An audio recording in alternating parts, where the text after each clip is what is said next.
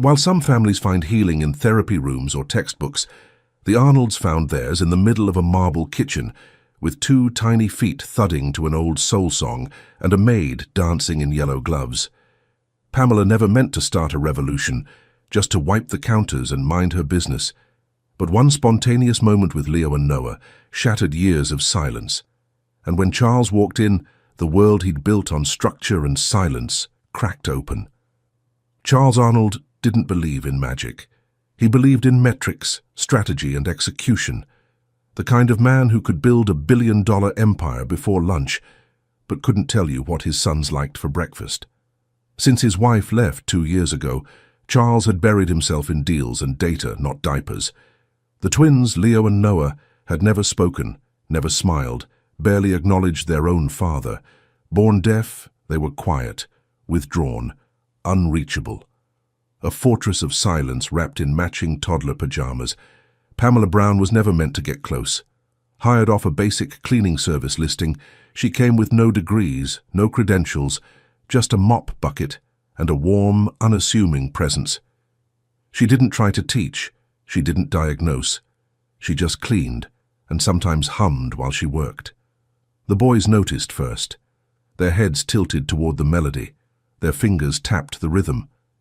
Slowly, like light leaking under a locked door, something began to shift. And then, one morning, as Pamela danced in the kitchen to Aretha Franklin with the boys stomping beside her, Charles turned the corner and stopped cold. He didn't yell. He didn't blink. He just watched. His sons were moving, laughing. One of them turned to Pamela and signed something rough, uncertain, but unmistakable. "Mommy." He backed away before anyone saw him, heart hammering, breath caught somewhere between awe and ache. That moment would haunt him, undo him, change everything. But it wasn't just a breakthrough for two silent boys. It was the beginning of a family that had been lost in plain sight. And it all began in the mansion of silence. But before we begin, click subscribe, like this video, and tell me where in the world you're watching from. I hope this story makes you believe that nothing is impossible, if only you believe. Charles Arnold was late. Again. He checked his watch, muttered under his breath, and pressed the Bluetooth earpiece deeper into his ear. Somewhere on the other end, a junior associate droned about licensing updates and regional metrics. He barely listened. Down the hallway, polished wood echoed beneath his Italian leather shoes. The house, as always, was still. Too still. No voices, no mess, no surprises. He liked it that way, controlled, predictable, sanitized, until it wasn't. He turned the corner into the kitchen, eyes flicking toward the marble island, and stopped. Time fractured. The pristine, cold, million-dollar kitchen looked like it had been hit by joy. Actual, living, wild joy. Pamela Brown stood barefoot in yellow rubber gloves, arms raised mid-spin, hips swaying to music that thudded softly from a tiny black speaker on the countertop. Her mouth moved, singing maybe, and her eyes glittered with something ancient, something unfiltered, something real. But it wasn't her that froze him, it was them. Leo and Noah, his sons, 3 years old, born silent, born unreachable. Now they were shrieking and stomping on the marble island like tiny rebels in a revolution. Their hands flailed, their feet thudded in rhythm. One of them, he couldn't tell who, turned toward Pamela and signed something clumsy and crooked. Charles's breath caught in his throat. That sign. It couldn't be. He blinked, took one small step forward, then another. The music pulsed, muffled under the sound of the twins' laughter. Sharp, high, full of something he hadn't heard in years. And then life. There it was again. A sloppy little movement of the hands. The same one. The one they used to try during therapy, but never got right. Not really. Mommy. It was barely a sign. Broken, wobbly, but unmistakable. Charles staggered back like someone had slapped him. His hand gripped the doorframe. His mouth opened, but no sound came out. He wasn't part of it. He was outside of it, watching, like a stranger peeking through the window of his own life. Pamela didn't see him. Or maybe she did, but she didn't stop.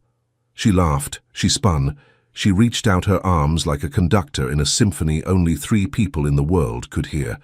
The boys twirled beside her, arms flapping, curls bouncing, faces bright. One of them, Leo maybe, lost his balance and fell on the countertop with a giggle. Pamela caught him with one gloved hand, lifted him back up, kissed the top of his head without hesitation. Charles felt something split inside him. Not just shock, not just awe, grief old heavy. Piled up grief. Grief for every moment he hadn't been there, for every time the boys had reached and he hadn't noticed, for all the silence he'd accepted like a sentence carved into stone. He backed out of the kitchen before anyone saw him. The hallway swallowed him whole. He walked fast, turned a corner, entered his study, closed the door. Silence. Real silence this time. No music, no laughter, no stomping. Just the soft hum of his breath and the roar of something breaking open behind his ribs. He sat down slowly at his desk, not noticing how his briefcase hit the floor with a thud. His hands trembled. He looked down at them like they belonged to someone else. Mommy. The word echoed in his skull like thunder in a cave. Had they said it before? To a therapist? To a photo? No. Never like that. Never with joy. Never with eyes lit up like stars. And not to him, to her, Pamela, the maid, the help. He leaned forward, pressing his fingers against his temples. She was dancing in his kitchen, and his sons were calling her Mommy. He didn't even know what song had been playing, but it hadn't mattered. The music was in their feet, in their laughter, in the movement of their small bodies, so full of life he almost couldn't bear to watch. For a long time, he didn't move. Outside, the world kept spinning. The stock market ticked, emails piled up. A video call waited. None of it mattered. All he could see was Leo, or was it Noah, with his hands outstretched, signing that single broken word to a woman who hadn't even been hired to speak to them. And all he could feel was the question pounding through his chest like a drum. Why her? Why her? Why not the specialists, the therapists, the expensive experts? Why not him, the one who paid the bills, who stayed, who tried? Hadn't he? But try as he might, he couldn't deny what he saw. The boys had come alive, and they hadn't come alive for him. They had come alive for Pamela. He leaned back in the chair and closed his eyes. The music echoed in his mind, though he hadn't heard more than a few bars. Maybe it was Aretha, maybe Motown, something old, something warm, something with soul. He hadn't grown up with music like that. His parents weren't the dancing type. Silence had always been the language of his family. Silence and achievement. You don't cry, you perform, you succeed. But today, his sons had danced, and he hadn't been invited. That realization landed like a stone in his chest. He didn't know what to do with it. He didn't know what came next.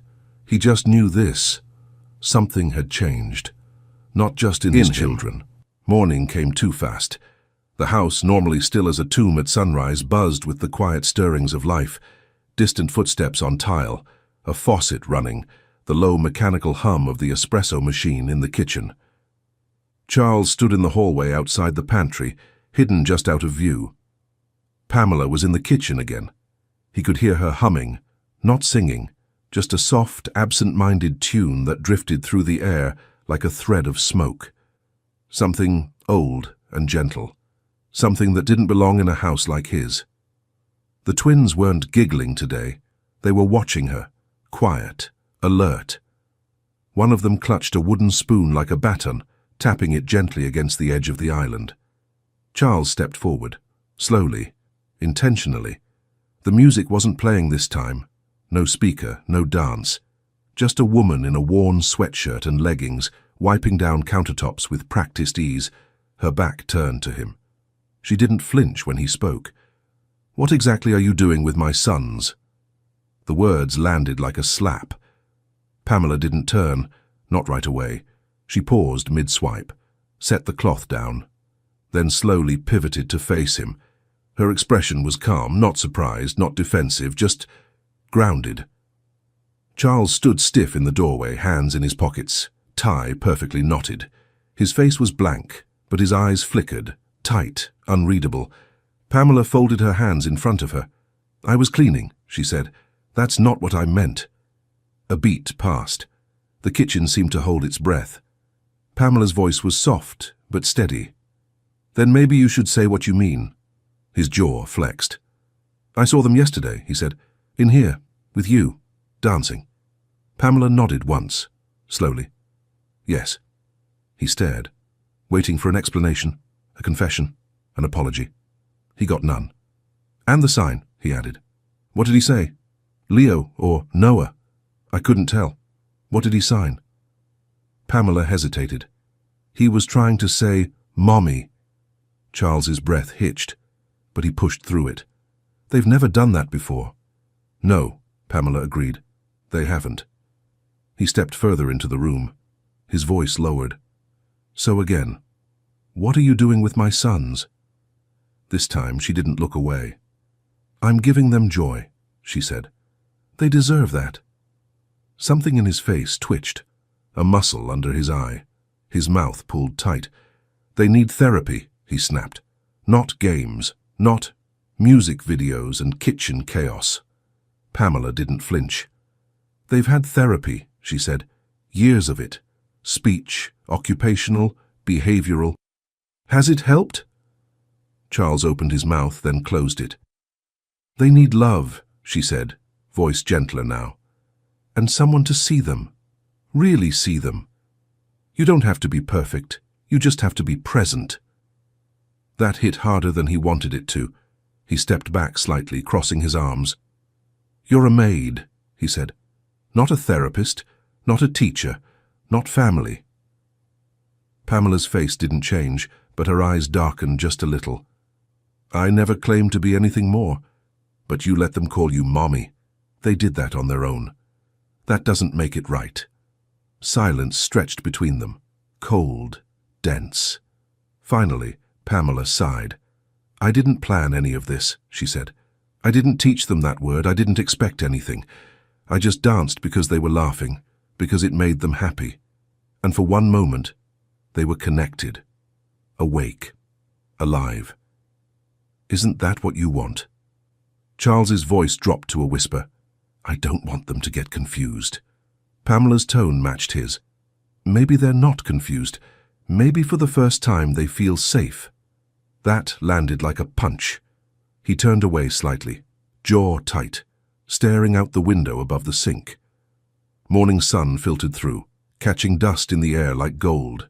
He wanted to yell, to fire her, to demand she pack up and leave before she made things worse.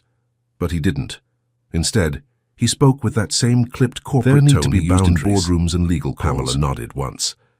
"I understand.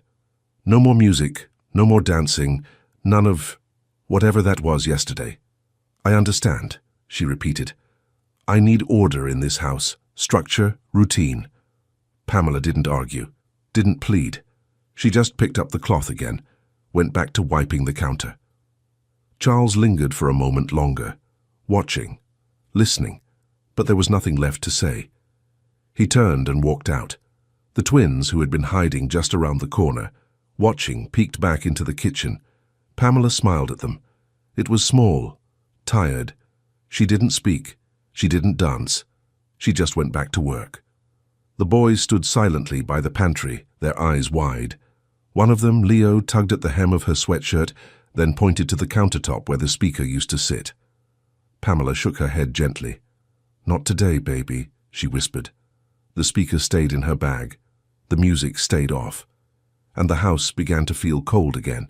Not the kind of cold you measure in degrees, the kind that seeps into the walls, into the bones of a place, into the pauses between words and the spaces between people. The twins became quiet again.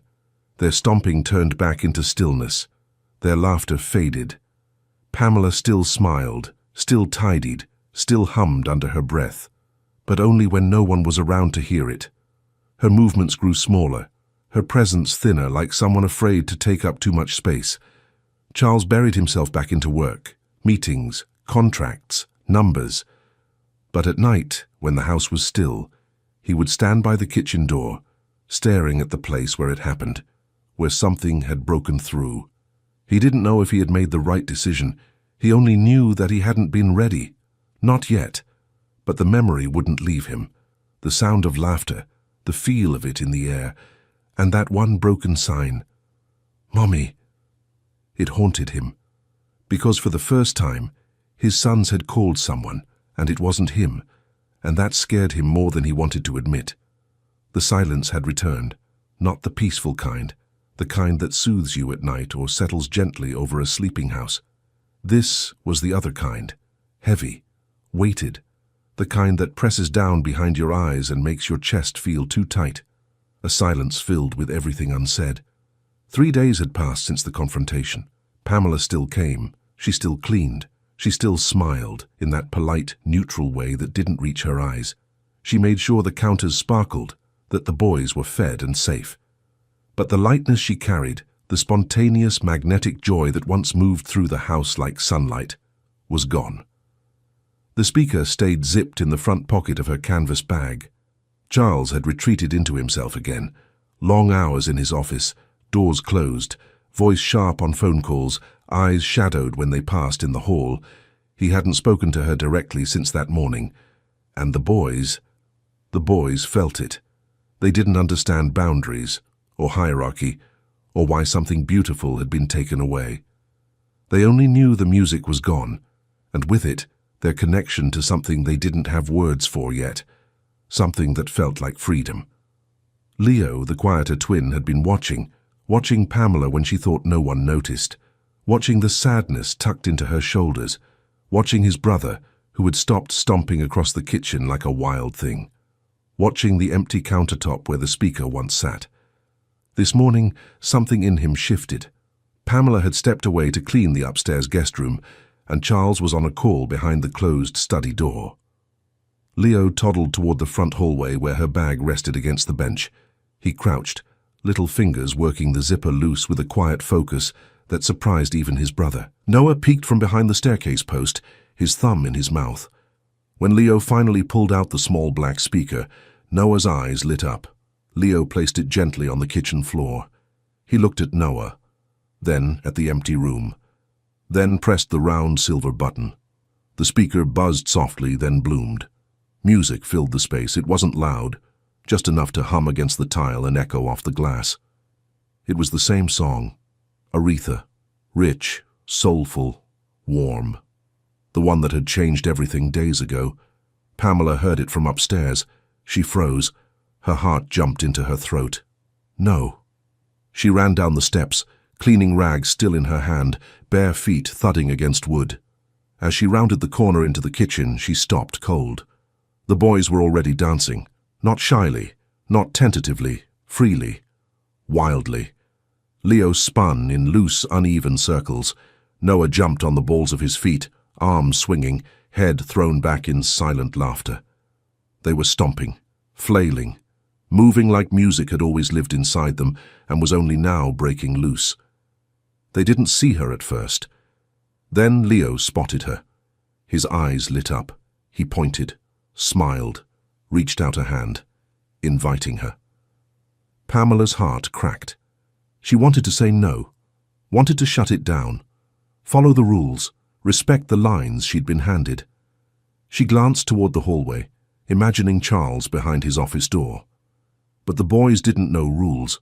They only knew what joy looked like when she danced. So she danced, one small step forward, then another. She lifted her arms, slowly at first, as if waiting to be stopped. But no one stopped her. The beat rolled through her hips. She moved, and the boys shrieked. They moved faster, giggling, spinning, copying her arms.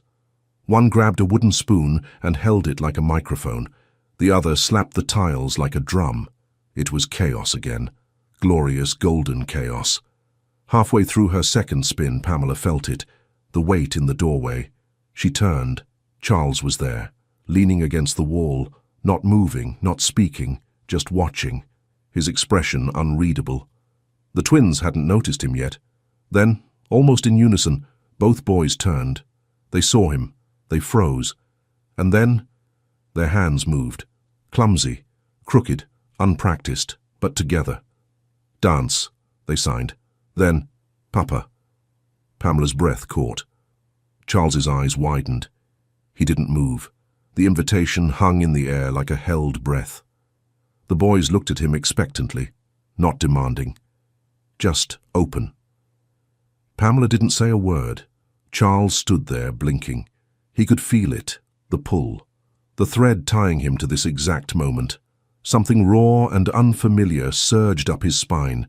Fear, hope, shame, longing. He didn't know how to dance. He hadn't danced in years, not at weddings, not with his wife, not with anyone. But his sons were asking, "Dance, Papa." It was not a command. It was a gift, a way in. Charles stepped forward slowly, his shoes whispering against the tile. The boys bounced in place, still grinning, still waiting. Pamela backed up, giving him space. Charles paused in the center of the kitchen. He looked down at them, then at her, then back again. He raised one hand, then the other, then tried to mirror their awkward little stomps. It was awful, uncoordinated, embarrassing. The twins loved it. Noah squealed. Leo grabbed his father's pant leg and spun himself into it. Charles laughed, short, startled by the sound. Then again, louder this time. Something broke. Not a bad break, a release. He started moving more, looser, more fluid. He took off his blazer, tossed it onto a stool. Pamela stepped back in, not to lead, just to join. They didn't speak. They didn't need to. Music filled every space that had once echoed with grief, and in the center of it all, a father, his sons, and the woman who reminded them all how to feel. Charles wasn't good at dancing, but that didn't matter, because in that moment he wasn't the billionaire, he wasn't the CEO, he wasn't the man with the perfect house and the shattered soul. He was just Papa, and his boys had chosen him. Charles hadn't planned to move. When the boys signed "Dance, Papa," he'd frozen. The words had hit like thunder in his chest, echoing too loud, too close, but his feet, somehow, had carried him forward. One step, then another. Now here he was, standing in the middle of his own kitchen, surrounded by two giggling toddlers and a woman who had turned his world upside down with nothing more than a smile and a speaker. Pamela stepped back, gently making space, not pulling him in, not pushing him out, just holding a circle open for him. Charles raised one arm, then the other, unsure, unsteady. His knees locked. His movements were jerky, uncertain. He looked ridiculous. The twins loved it. Noah shrieked with laughter, pointing at his father's stiff little sway. Leo stomped his feet and clapped, then mirrored the awkward shoulder wiggle Charles attempted. Pamela covered her mouth, eyes wide in disbelief, and something softer. He didn't stop. His body loosened. He forgot how to count the beat, but moved anyway. His tie slid askew, his shirt untucked at the side. He stepped left when everyone else went right. He almost tripped once, caught himself on the edge of the island, and kept dancing. It wasn't perfect, it wasn't smooth, but for the first time in years, Charles Arnold didn't care how he looked, or sounded, or failed. He was present, fully. The laughter in the kitchen grew brighter. It wasn't just noise, it was warmth, movement, joy made visible. He looked at his sons and saw them, not as diagnoses, not as responsibilities or regrets, but as little humans dancing like the world was brand new. And somehow, in the middle of all that chaos, something quiet inside him began to melt. When the song faded, they were all breathless. Leo flopped onto the floor, arms wide like a starfish. Noah leaned into Pamela's leg and squealed something only he understood. Charles bent down, placed both hands on his knees, and tried to catch his breath. He looked up at her, eyes meeting hers. They didn't speak. They didn't have to. He stood slowly, straightened his shirt, smoothed his hair, then looked around the kitchen like he was seeing it for the first time. The silence that followed wasn't cold this time. It was gentle, a pause between heartbeats. Pamela turned the speaker off, The boys clung to her hands, still bouncing on their toes. Charles gave them one last look, then nodded, just once, and walked out without a word. Not because he was angry, because he was overwhelmed. That evening the house was quiet again, but different. The air was warmer, less brittle. Charles sat alone in his study, the lights dimmed, the fireplace low and flickering, even though the California night didn't require it. On the desk in front of him sat a single envelope, a little worn at the corners, yellowed slightly with age. He'd written it the night she left, Olivia. He never mailed it, never showed it to anyone, just folded it carefully and kept it tucked at the back of his locked drawer like a secret. A confession he didn't know what to do with. The boys were barely a year old then, still waking up screaming in the night, still unable to hold his gaze, still so silent.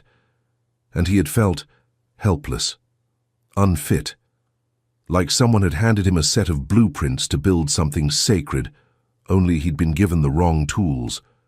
So he wrote the letter, not to win her back, but to say the things he couldn't bear to say out loud. Now 2 years later he reached for it again.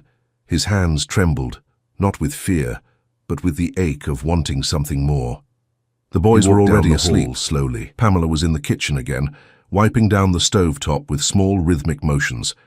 She looked up when he entered, paused. Their eyes met. He didn't speak, just walked over and held out the envelope. Pamela stared at it, then took it carefully, like it might shatter in her hands. He nodded, then sat on the edge of a stool, saying nothing. Pamela opened the letter, unfolded it. She read silently. The words were raw, uneven, heavy with grief.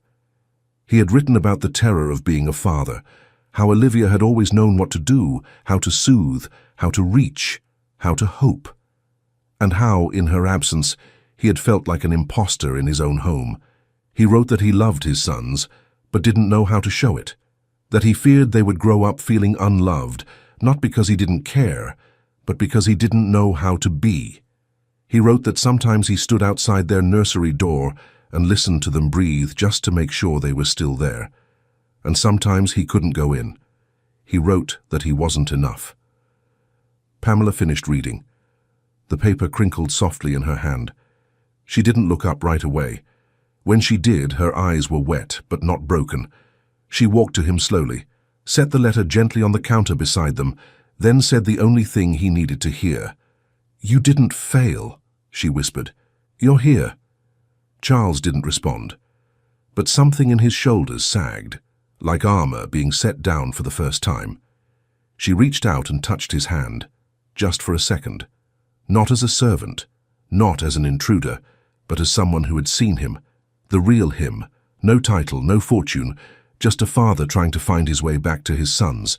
And for the first time since his wife left, Charles didn't feel alone in the house he'd built to keep everyone out. The walls were still there, but they were thinner now, and on the other side of them, laughter waited. The house slept.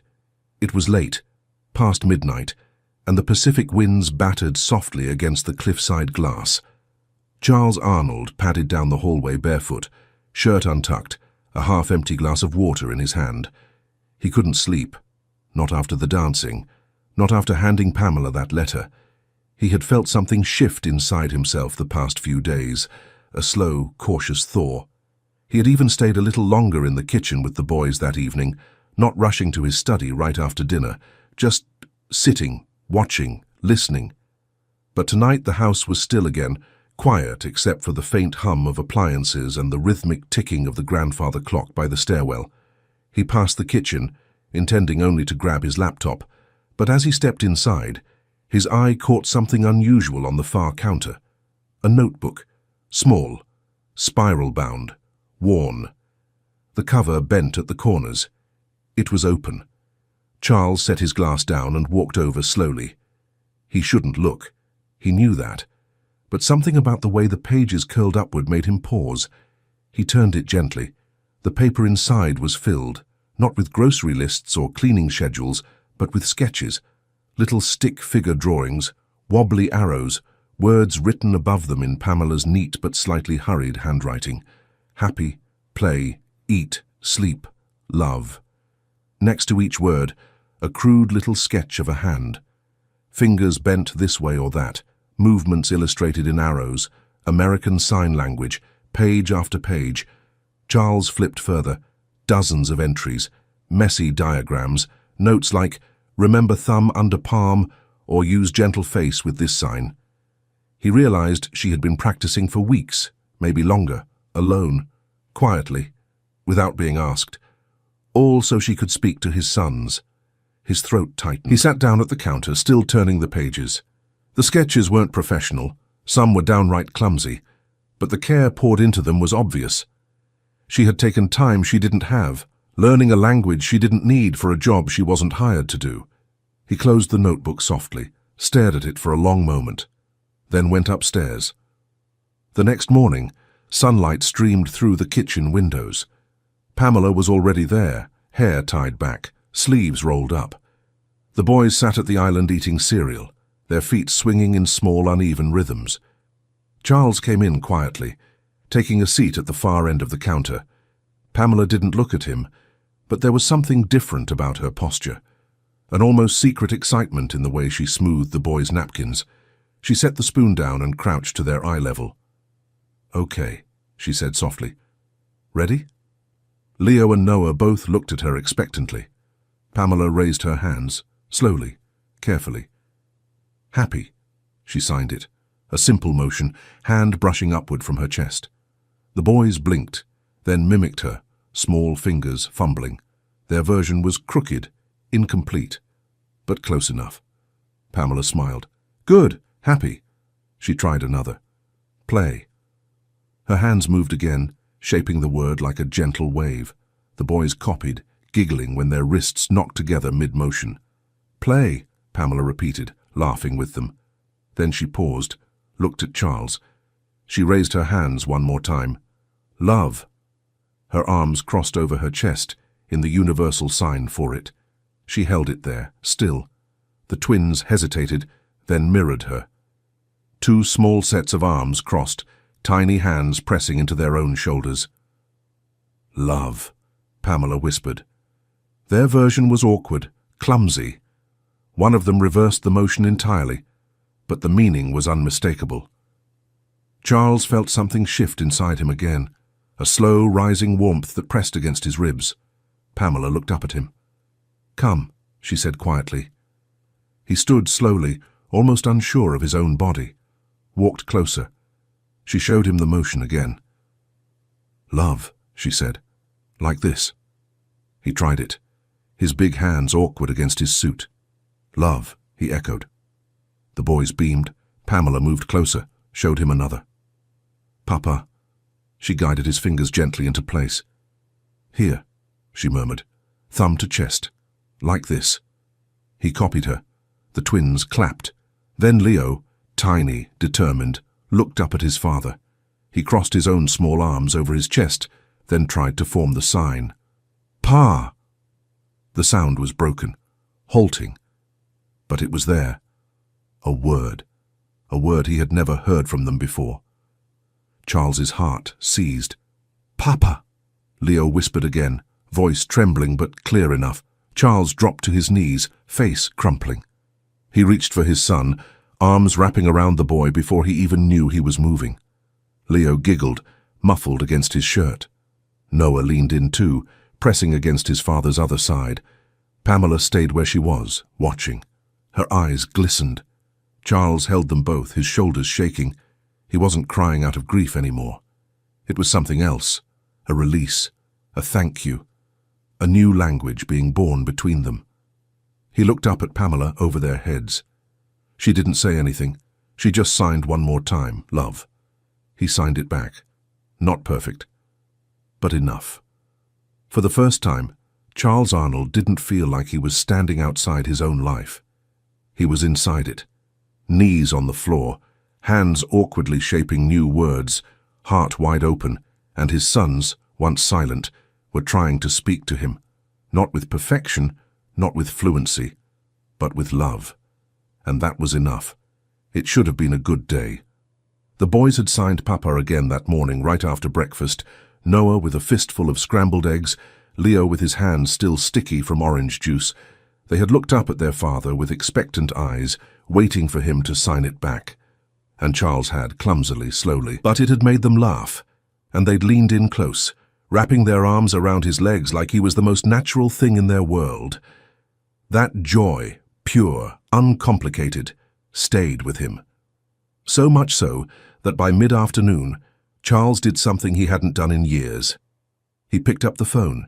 He called Dr. Raymond Levitt, a renowned child development specialist. Not a family friend, but someone whose name came with credibility, Harvard credentials, and a waiting list longer than most private schools. "I need an evaluation," Charles said. "My boys. Progress report." Levitt agreed to swing by the following afternoon. Pamela was upstairs folding laundry when she overheard the call. She paused. Her hands froze mid-fold. Something in Charles's voice sounded too eager, too sure. She knew that tone. It was the voice of a man trying to prove something, not for the boys, but for himself. The next day, the air in the house felt different. Charles wore a collared shirt for the first time all week. He asked the staff to double-check the guest seating. He had the boys bathed and dressed in soft blue sweaters, matching khaki pants. When Pamela came into the kitchen, she immediately felt the shift. "What's going on?" she asked quietly, crouching to adjust Leo's sleeve. "A doctor's coming," Charles said. "Psychologist. I want him to see their progress." Pamela blinked. "They're not performers." Charles didn't look at her. "I just want someone to confirm what we've seen." She nodded slowly. "That's not how it works, Mr. Arnold." Charles didn't respond. Dr. Levitt arrived promptly at 3. He was tall, thin, and moved like someone used to commanding rooms without raising his voice. Wireframe glasses, clean notepad, expression neutral but tired. Charles greeted him with firm hands and a tight smile. The twins were brought into the sunroom. Pamela hovered near the doorway, uncertain if she was supposed to stay. Levitt began gently, his voice light, coaxing. But the moment felt wrong. Too clean, too staged. The boys sat stiffly on the floor, eyes flitting between their father, the stranger with the clipboard, and Pamela, who stood in the hallway like a shadow. Levitt knelt beside them, holding out flashcards and brightly colored toys. "Can you show me happy?" he asked. Nothing. Noah blinked. Leo turned his head away. Pamela's stomach sank. Charles watched from the edge of the room, fingers laced tightly in front of him.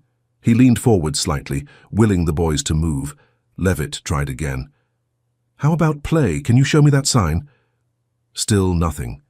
The boys looked smaller somehow. Shrinking.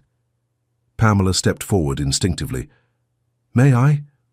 Levitt looked to Charles. Charles hesitated, then nodded once. Pamela knelt beside the twins. Her voice was soft, familiar, gentle. "Hi, babies," she whispered. "It's okay. You remember play, don't you?" She signed it slowly, gave them space to respond. Noah stirred. His fingers twitched. He almost signed back but stopped. Leo crawled closer to her, but his hands stayed still. They weren't dancing, they weren't laughing, they were retreating. Levitt watched for another 10 minutes, then stood, jotted a few notes. "Well," he said, adjusting his glasses, "it's not uncommon. Mimicry at this age, especially in nonverbal children, can look like progress. But without consistent responsive comprehension, I'd caution against premature optimism." Charles blinked. "I've seen them sign. Spontaneously, they've said words." Levitt offered a small, clinical smile.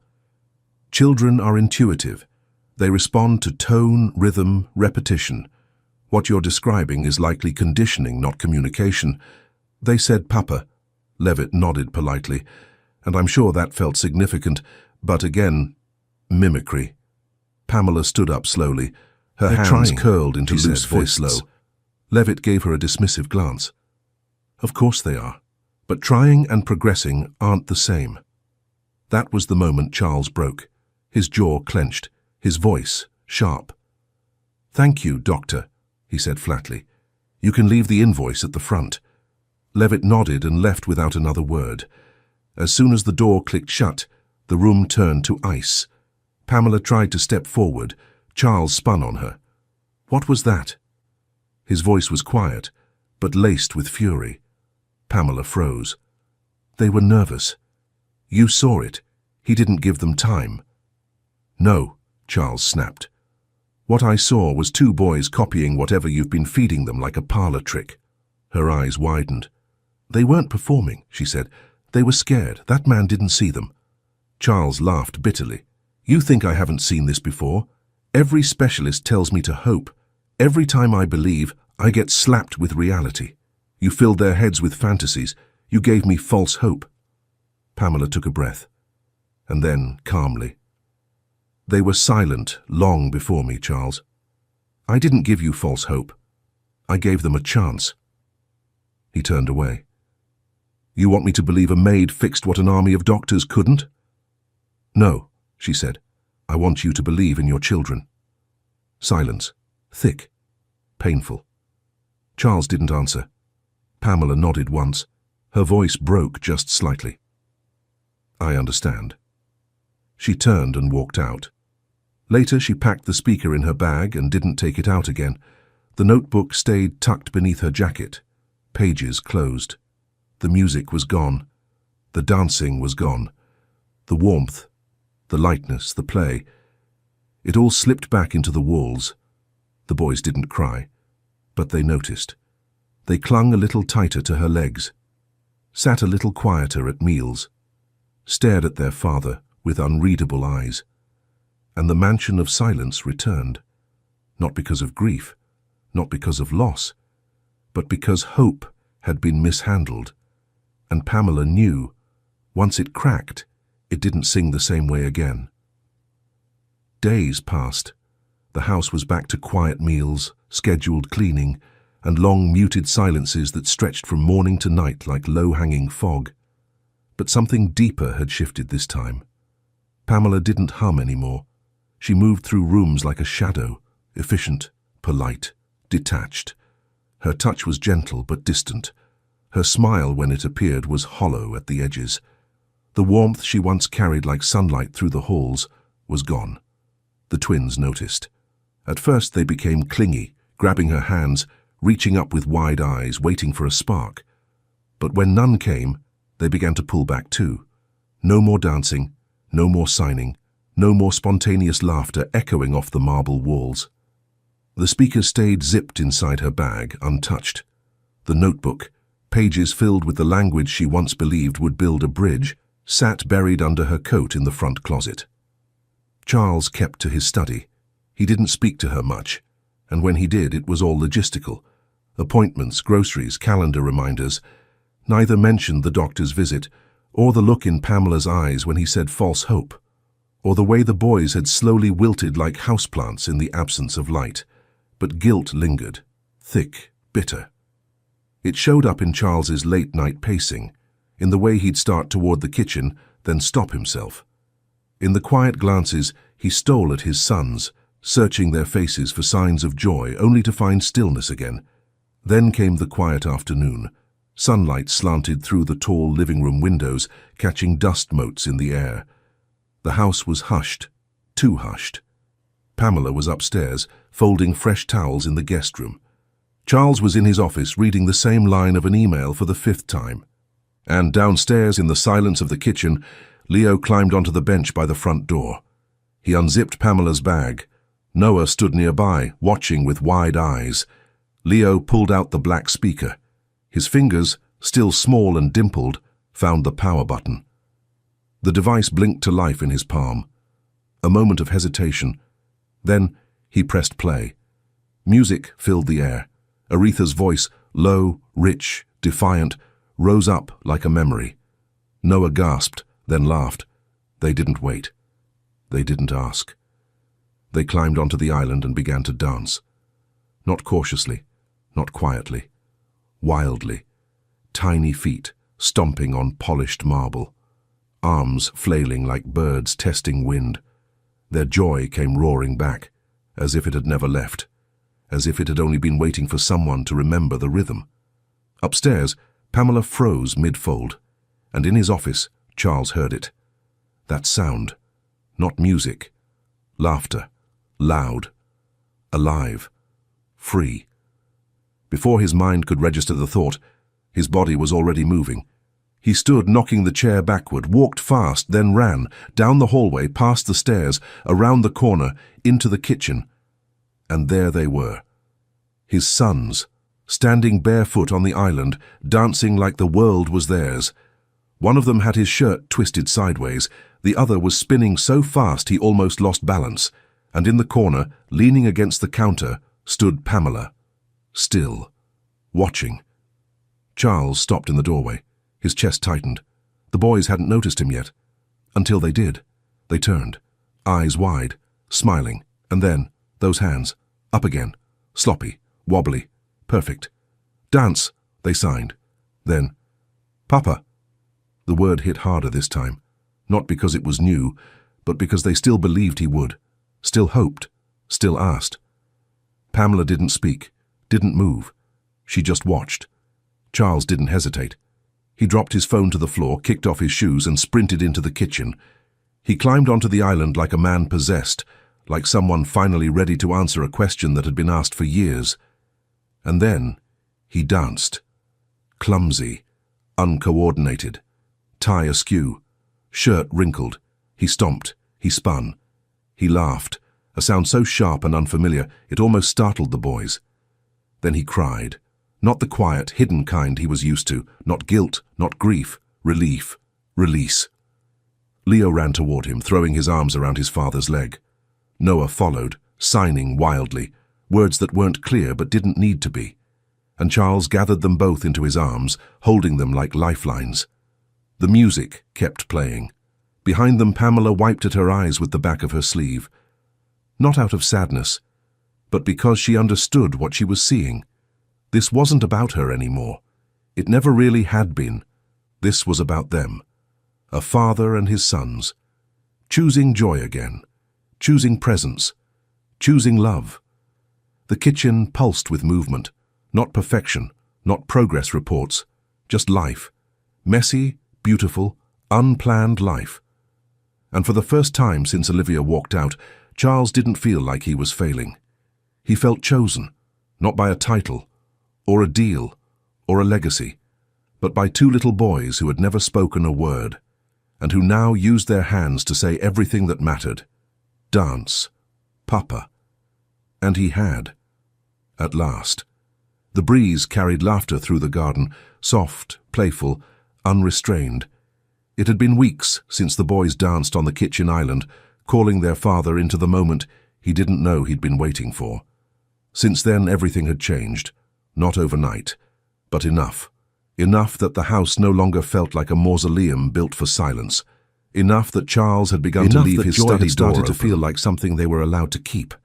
Now the backyard, once pristine and rarely used, was alive.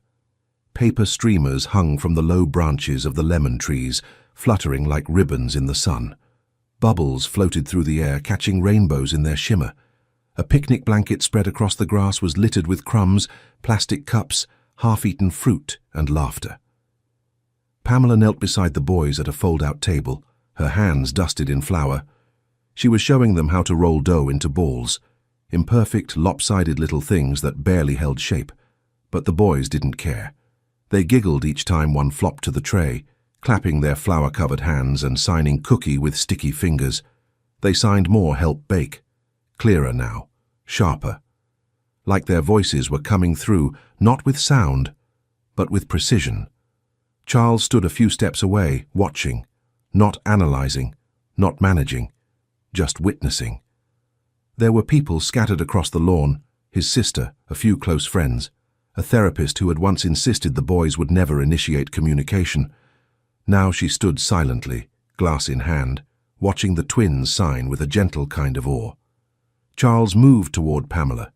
He held out a cup, lemonade, cold and beaded with condensation. She looked up, smiled, and took it.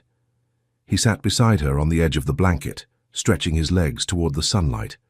For a long moment they just watched the twins chase bubbles across the grass, their laughter blending with the wind. One of them fell and bounced back up with a squeal, The other ran straight through the streamers like they were part of the air. Charles exhaled. "You brought them back to me," he said quietly. Pamela turned to him, the corner of her mouth lifting. Not a full smile, just enough. "No," she said.